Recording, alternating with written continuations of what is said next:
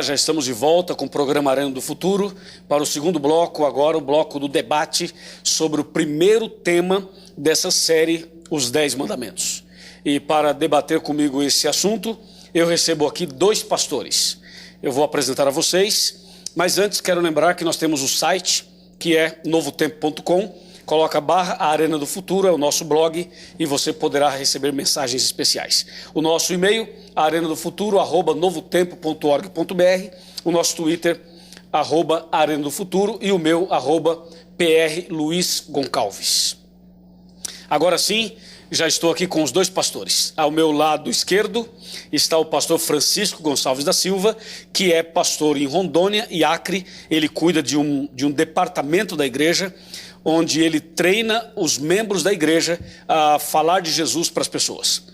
E é um prazer, ele é conhecido como Assis, pastor Assis. É um prazer tê-lo aqui mais uma vez no nosso programa para esse início de uma sequência, uma série sobre os 10 mandamentos. Um abraço e obrigado por sua presença. Eu que agradeço, obrigado pelo convite, por estar aqui. Estou muito contente e quero mandar um abraço para o nosso povo lá do cantinho do Brasil, lá no estado de Rondônia, estado do Acre também.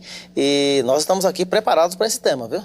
Maravilha, obrigado, pastor Assis. Ao seu lado está o pastor Euquian Moreira Aragão, é pastor na cidade de Itu e Porto Feliz. Também já esteve juntamente com o pastor Assis em outros programas, mas agora inicia com a gente essa série sobre os 10 mandamentos. Pastor Euquian, seja muito bem-vindo, obrigado por sua presença. Muito obrigado, pastor Luiz, é sempre um privilégio estar aqui, é uma bênção para nós estudarmos a palavra de Deus, é uma bênção ter a sua audiência.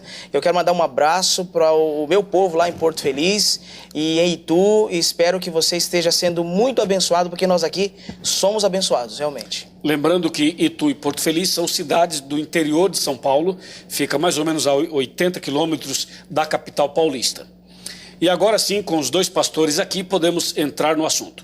Pastor Assis, pastor Euquian, vocês perceberam que no primeiro bloco nós procuramos dar uma base, uma visão geral de quem escreveu a lei em tábuas de pedra, destacamos alguns pontos e mostramos que Deus tem um plano ao escrever e ao entregar a nós a sua santa lei.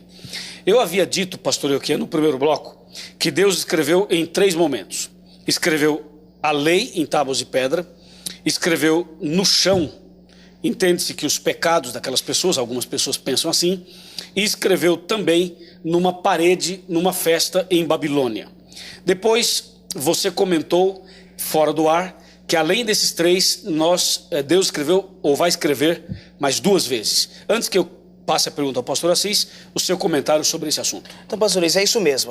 Nós vemos sempre Deus agindo, Deus é protagonista. Você nunca vai perceber Deus observando as coisas, Ele é sempre ativo. E é muito importante entendermos isso. Deus age escrevendo com sua mão em 5 ocasiões. Dessas 5 ocasiões, querido amigo, 3 já foram. 2 ainda serão. Algumas pessoas, a 4ª já aconteceu, para outras ainda terá. Mas vamos explicar direitinho, recapitulando. Na pedra, a lei de Deus, porque pedra é uma obra de Deus, ou seja, dura para sempre. Deus depois escreveu com seu dedo na parede. Parede é obra humana, ou seja, Deus vai julgar as obras dos homens. Tanto que a escrita foi uma escrita de juízo. A 3ª vez ele escreveu na areia os pecados daqueles homens que queriam apedrejar Maria Madalena. Areia é obra de Deus e o pecado na obra de Deus, porque é responsabilidade de Deus, meu amigo, tirar o seu e o meu pecado. Ele vai apagar o nosso pecado e louvado seja Deus por isso. Amém. E a próxima? A próxima é que Deus diz que todo aquele que o aceita de todo o coração e entrega a vida ao Senhor Jesus, Ele vai escrever o seu nome no livro da vida. Amém. Amém. E a 5ª, que acontece depois do nome escrito no livro da vida, que vai sendo a nossa vida sendo santificada, está escrito em Hebreus capítulo 8. Posso ler, pastor? Vamos ler juntos? Vamos ler. Hebreus, no Novo Testamento, no capítulo 8. Vamos lá, Hebreus 8. No verso 10, capítulo 8, verso 10, Deus faz uma promessa importante que vem muito a propósito do tema dessa série, que é os mandamentos de Deus. Porque, pastor Luiz, o senhor sabe que muitas pessoas hoje, infelizmente, como o senhor diz, por ignorância ou por outras razões quaisquer, claro, as pessoas não aceitam a lei de Deus. E dizem que a lei foi abolida, foi eliminada, que não serve mais. Mas é interessante que essa promessa de Deus para o futuro, ele diz assim, e presta atenção, amigo, que é no Novo Testamento. Ele fala assim, no capítulo 8, verso 10 de Hebreus: Porque esta é a aliança que firmarei com a casa de Israel depois daqueles dias, diz o Senhor. Na sua mente imprimirei as minhas leis. Também sobre o seu coração as inscreverei. Eu serei o seu Deus e eles serão meu povo. Aí está. Então, dando uma ênfase no que nós colocamos no primeiro bloco, que Deus, ele quer escrever a lei dele no nosso coração, mesmo que seja um coração de pedra. Mesmo que seja. Agora, eu citei Hebreus 10 no primeiro bloco. E já que você citou Hebreus 8, 10, eu queria então citar o Hebreus 10, verso 16. Que corrobora com o que o pastor Euquinha acabou de colocar. Esta é a aliança que farei com eles depois daqueles dias, diz o Senhor. Porei no seu coração as minhas leis, e sobre a sua mente as inscreverei. Somente dois textos confirmando o que o senhor acabou de colocar. A repetição é de Deus. É de Deus. Pastor Assis, no primeiro bloco eu deixei uma pergunta no ar, e eu disse, vou perguntar para os pastores aqui na arena. Por que Deus escreveu 4 mandamentos em uma tábua e 6 na outra? O que significa isso e qual é o princípio básico da santa lei de Deus? Bom, o princípio básico da santa lei de Deus é o amor. A lei de Deus é um transcrito do amor de Deus. Em 1 João 4, verso 8, a palavra de Deus diz assim, olha, aquele que não ama não conhece a Deus, pois Deus é amor. Amém. Então, esse é um princípio básico, ele é muito básico. 4 mandamentos em uma tábua se refere ao amor que o ser humano precisa ter para com Deus. Isso é uma explicação. Nos outros 6 mandamentos, na segunda tábua, é o amor que o ser humano precisa ter para com o próprio ser humano. Então é amor a Deus e amor ao próximo. Por isso, dos 10 mandamentos, 4 falam do amor a Deus. Do amor a Deus. E os outros 6 do amor ao próximo. Do amor ao próximo. Na medida que vamos explicando aqui mandamento por mandamento, nós vamos dando esse destaque e o nosso telespectador ele vai entender muito bem. Muito bem, pastor Assis, muito obrigado. E agora que está claro para todos nós que o princípio da lei é o amor, e o que chama a nossa atenção, pastor Assis, que a lei de Deus, ela resumida, o resumo do resumo e a base de tudo é o amor. É o amor. Mas e Deus? Deus é? Deus é amor. É amor. Então Deus é amor, sua lei é amor. Não tem como separar a lei do próprio Deus, pastor Euquinha. Não é possível. Algumas pessoas acabam confundindo esse tema, pastor Luiz, e falam simplesmente assim, se eu amar, estou cumprindo a lei. Mas o amor de palavras, ele não tem valor para Deus, nem para nenhum ser humano. O amor tem que se manifestar em ações. Por isso que os 10 mandamentos são ações. Deus nos chama para fazer alguma coisa, ou não fazer alguma coisa, né? Eles não são passivos. Então o amor não é só dizer que eu amo, mas é viver os preceitos da lei. O pastor Assis queria falar nesse momento? Não, mas ele acabou... Já tocou. Ele então vou fazer a próxima pergunta. Pastor Euquinha, então veja, Deus colocou os 10 mandamentos, nós temos o princípio que é o amor. É possível alguém obedecer os 10 mandamentos e não ser uma pessoa convertida? É possível, pastor. É possível? É possível. E sabe o que eu escuto às vezes? As pessoas assim, ninguém guarda os 10 mandamentos. É impossível guardar os mandamentos. Mas isso é os maiores enganos que existem. Primeiro, por causa de um verso da Bíblia. Sim. Vamos ler esse verso? Vamos ler esse verso. Lá no livro, no finalzinho da Bíblia, primeiro João. Primeira carta de São João, né? Não é o João Evangelho. Está perto do Apocalipse, lá no finalzinho da Bíblia. 1 João, capítulo 5. Capítulo 5. Vamos ver, capítulo Aqui, 5. O evangelista, né, João, ele nos dá um entendimento muito importante. 1 João, capítulo 5. No verso 2. Olha o que ele diz. Vamos para o aqui, versículo 2. Nisto conhecemos que amamos os filhos de Deus, quando amamos a Deus e praticamos os seus mandamentos. Certo. Então, João já disse que aquele que ama a Deus e ama os filhos de Deus pratica os mandamentos. Então, confirmou que o pastor Assis disse que a lei, a base é o amor. Até aí tá bem. Aí, olha o que ele fala no verso 3. Porque esse é o amor de Deus, que guardemos os seus mandamentos.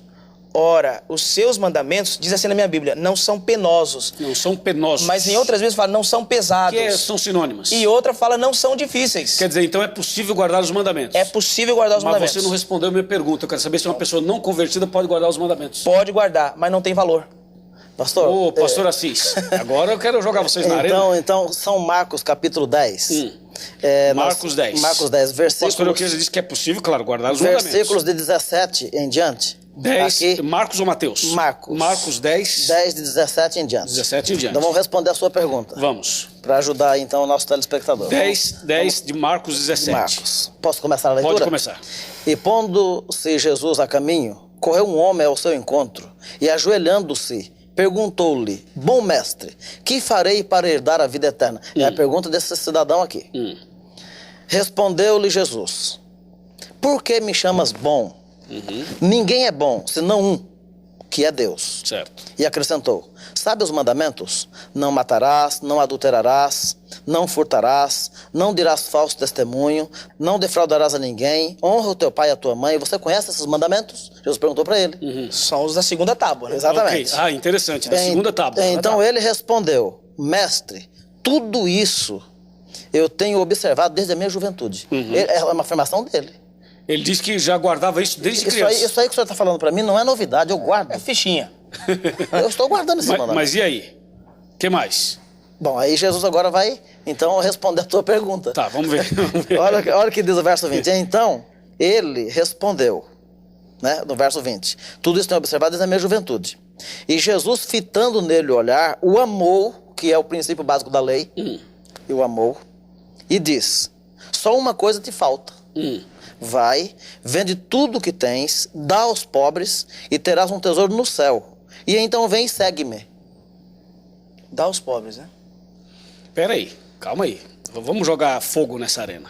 Quer dizer que esse cidadão, que não sei se era um jovem, se era um adulto, enfim, essa pessoa aqui fala um homem, né? Um homem. E Mateus fala um jovem. Parece-me que é a mesma história. Ele disse para Jesus assim: tudo isso eu tenho feito desde a minha juventude. Desde pequeno. E Jesus não refutou a informação. Não refutou. Então ele diz: eu tenho feito isso. Aí Jesus fala assim: agora vai, vende tudo que tens, dá para os pobres e me segue. Ele foi, vendeu e seguiu Jesus? Infelizmente não. Não. Então ele guardava os mandamentos? Então olha só, guardava, mas para Jesus foi sem valor. O segredo é a palavra amor, né, pastor Assis? Ele podia guardar, mas ele não tinha amor ao seu semelhante. Por isso que Jesus se preocupou em mostrar os mandamentos da segunda tábua.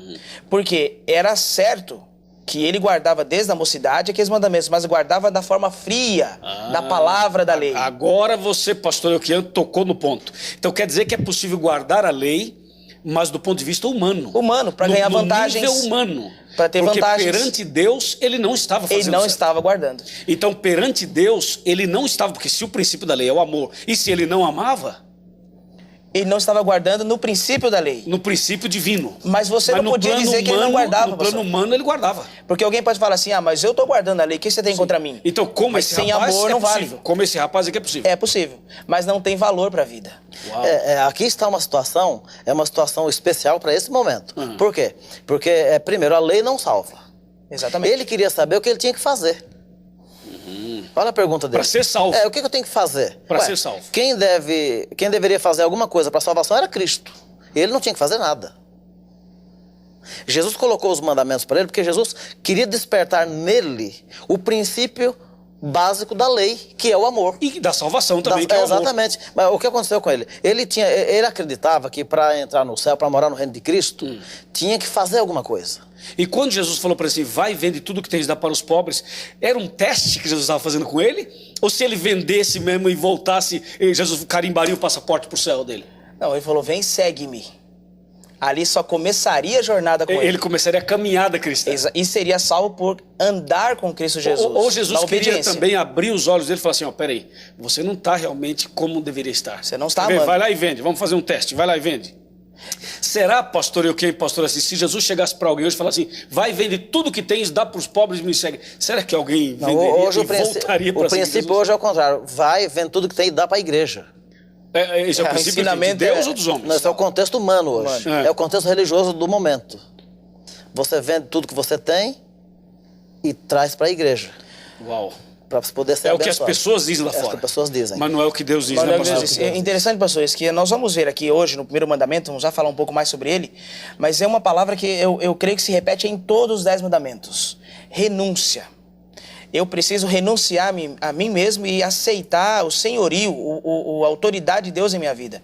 Não ter outros deuses diante de Deus, isso significa que eu escolho aceitar que só Ele é Senhor. Eu posso, talvez, me encantar com o sol e dizer, olha, eu gosto muito do sol, o sol é o meu Deus. E as pessoas se encantam com uma arte, se encantam com um artista, se encantam com um estilo de vida, mas nada deve estar acima de Deus. Pastor Euquinha, segura, porque eu vou ler o primeiro, nós não lemos ainda o primeiro mandamento. Isso. Então, Êxodo capítulo 20, versículo 3, é o primeiro mandamento, escrito pelo dedo de Deus. Não terás outros deuses diante de mim. Pastor Euquinha, continuando seu raciocínio, o que significa isso? Não terás outros deuses diante de mim. Você começou a explicar. Olha, isso tem uma explicação prática e tem uma explicação espiritual. Mas, para nós entendermos isso aqui, sentido figurado e prático. Na prática, literalmente, Deus está dizendo, nós não devemos adorar nem servir nenhuma outra divindade. Deus é exclusivo. Não porque ele é egoísta, não é isso. É porque não existe outro. Não existe outro. É como se eu chegasse no lugar e só tivesse uma cadeira. Ah, mas eu não quero sentar nessa cadeira. Mas não tem outra cadeira. Então não tem outra cadeira. Assim é Deus na existência do universo. Ele é único. Da sua natureza, ele é único. Lógico que nós entendemos que o Senhor, nosso Deus, na trindade do Senhor, né? Como nós já estudamos o Espírito Santo e outros assuntos. E tem um outro sentido, que é no sentido mais espiritual. Qualquer coisa que se interponha entre o relacionamento meu e Deus se torna um Deus. Entendi. Se torna um Deus. Então, pastor Euquinha e pastor Assis, nós vamos voltar no terceiro bloco para fechar a explicação desse mandamento. A questão é a seguinte, você disse, Deus não é egoísta quando diz, não terás outros deuses diante de mim. Ele não é egoísta. Você também disse o seguinte, não existe outra opção, é Deus. Então, quer dizer, então o homem não tem liberdade de escolha. Eu estou jogando você na arena, no fogo. Sim. Se não há outra opção, eu sou obrigado, eu não tenho saída, é Deus. E a minha pergunta é a seguinte, Deus tem alguma bênção para me dar quando diz não terás outros deuses diante de mim? Ou simplesmente o seguinte, ou eu adoro a Deus, ou não tem jeito, enfim, o problema está comigo, se vira, quem mandou você pecar? Então, segura essa pergunta no ar, os pastores vão queimar aqui os neurônios, e depois do intervalo, nós voltamos para responder essa pergunta e entender de uma vez por todas, não terás outros deuses diante de mim. Até já.